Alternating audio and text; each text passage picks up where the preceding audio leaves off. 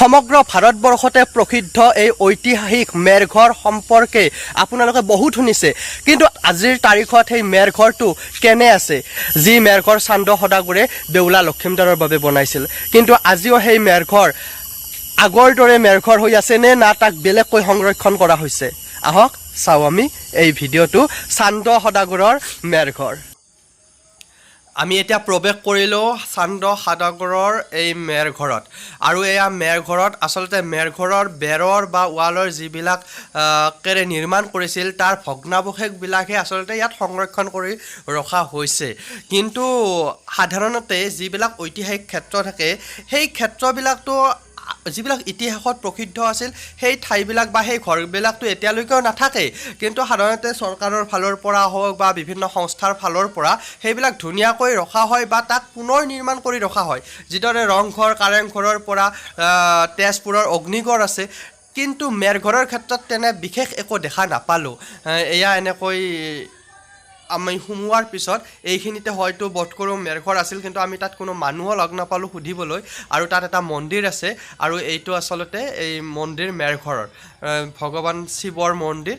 আৰু এইফালেও কিন্তু এটা মন্দিৰ আছে, হয়তো সেইটো এটা মন্দিৰ আছে, তাৰ পিনে এইটো মৃন্ময় সেৱা কৰি আছে শিৱ মন্দিৰত।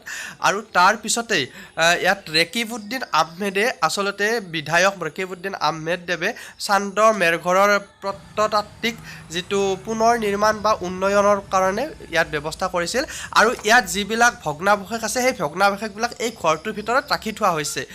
বিভিন্ন শিলাখণ্ড হওক বা ঘৰটোত বিভিন্ন ভগ্নাৱশেষ, আৰু সেইবিলাক এনেদৰে ৰাখি থোৱা হৈছে।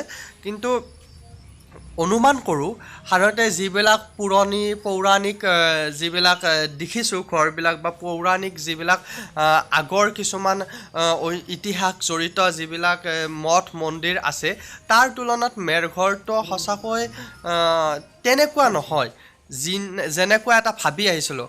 আৰু মেৰঘৰৰ কথা আপোনালোকেও শুনিছে, সকলোৱে চাব আহিবচোন মেৰঘৰটো, কাৰণ মেৰঘৰ বহু বেছি দূৰতো নহয়, গুৱাহাটীৰ পৰা প্ৰায় ওচৰতে ছয়গাঁৱত আছে এই মেৰঘৰ। সৰুৰ পৰা শুনি আহিছিলোঁ এই মেৰঘৰৰ কথা, সৰুৰ পৰা শুনি আহিছিলোঁ, এটা চোৱাৰ এটা উৎসাহ আছিল যে মেৰঘৰটো কেনেকুৱা হ'ব, কেনেকৈ বা বৰ্তমান সময়ত ৰাখিছে। কিন্তু তাৰপিছত আপোনালোকক দেখুৱাৰ পিছত আপোনালোকে গম পাইছে মেৰঘৰৰ অৱস্থা। আচলতে যি টুকুৰা ঠাই সমগ্ৰ ভাৰতবৰ্ষই জানে, যি টুকুৰা ঠাই সমগ্ৰ ভাৰতবৰ্ষতে প্ৰখ্যাত, যি টুকুৰা ঠাইৰ কথা বিভিন্ন শাস্ত্ৰত উল্লেখ আছে, সেই টুকুৰা ঠাইক লৈ অসমত পৰ্যটন কেন্দ্ৰ হ'ব পাৰে। কিন্তু সেই পৰ্যটন কেন্দ্ৰটো দূৰৰেই কথা, এটা সাধাৰণভাৱে ৰক্ষণাবেক্ষণৰ ক্ষেত্ৰতো কেনেকুৱা ভূমিকা, আৰু মই কোৱাৰ প্ৰয়োজন নাই, আপোনালোকে দেখিছে। কিন্তু সেই একেই কথা কিন্তু আমি একে সাদৃশ্য বুলি ক'ব পাৰোঁ আমি অগ্নিগড়ৰ কথা, তেজপুৰৰ অগ্নিগড়, যি অগ্নিগড়ক চোৱাৰ কাৰণে অসমৰ বিভিন্ন প্ৰান্তৰ পৰা মানুহ যায়, যি অগ্নিগড়ো সেই শাস্ত্ৰত উল্লেখ আছিল, মেৰঘৰৰ শাস্ত্ৰত উল্লেখ আছিল, যি অগ্নিগড়ক ৰক্ষণাবেক্ষণ দিছে আৰু অগ্নিগড়ক সুন্দৰভাৱে নিৰ্মাণ কৰি থৈ দিছে এক দৰ্শনস্থলী হিচাপে। আৰু যেতিয়া বিভিন্ন ঠাইৰ মানুহবিলাকে দৰ্শন কৰিবলৈ যায় অগ্নিগড়, তেতিয়া কিবা এটা আমোদ লৈ আহে, তাত ফটো উঠে, তাক প্ৰচাৰ কৰে। কিন্তু মেৰঘৰ চোৱাৰ পিছত যিটো উৎসুকতাৰে অহা পৰে তাৰ পিছত সম্পূৰ্ণভাৱে বিপৰীত এটা অনুভৱ আহে, হতাশাত ভোগাবোৰে মেৰঘৰ চোৱাৰ বাবে। কিয়নো সেই মেৰঘৰটোক লৈ আচলতে গৌৰৱ কৰিব পাৰে অসমে, কিন্তু বিশেষকৈ ছয়গাঁৱৰ বাবে এক পৰিচয়, কাৰণ ছয়গাঁৱত আছে মেৰঘৰ।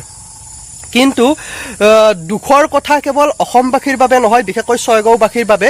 ছয়গাঁৱৰ আলহী হিচাপে দুদিনৰ বাবে আহিছিলোঁ মোৰ ভাইটি মৃন্ময়ৰ লগত। মোৰ ভাইটি মৃন্ময়ে আচলতে দেখুৱাবলৈ আহিছিল যে মেৰঘৰ ইয়াত আছে, দেখুৱাম, আৰু সিও চাব অহা নাছিল, মোৰ লগত চালে। কিন্তু চোৱাৰ পিছত আজি বহুত দুখ পালোঁ। অনুৰোধ কৰিম বৰ্তমানৰ বিধায়ক, ছয়গাঁৱৰ বিধায়কক অনুৰোধ কৰিম, ছয়গাঁৱত যি নেতৃত্ব লোৱা মানুহ ব্যক্তি আছে, যিসকল নেতা আছে বিভিন্ন, তেওঁলোকক অনুৰোধ কৰিম যাতে মেৰঘৰক পুনৰ ৰক্ষণাবেক্ষণ দিয়ে, সুন্দৰভাৱে উপস্থাপন কৰে, যাতে মেৰঘৰৰ পৰ্যটন কেন্দ্ৰ হ'ব পাৰে, পৰ্যটনস্থলী হ'ব পাৰে, তাৰ বাবে যাতে গুৰুত্ব আৰোপ কৰে, যাতে ছয়গাঁৱৰ মানুহে নহয়, যাতে সমগ্ৰ ভাৰতবৰ্ষৰ মানুহ মেৰঘৰ চোৱাৰ বাবে আহে।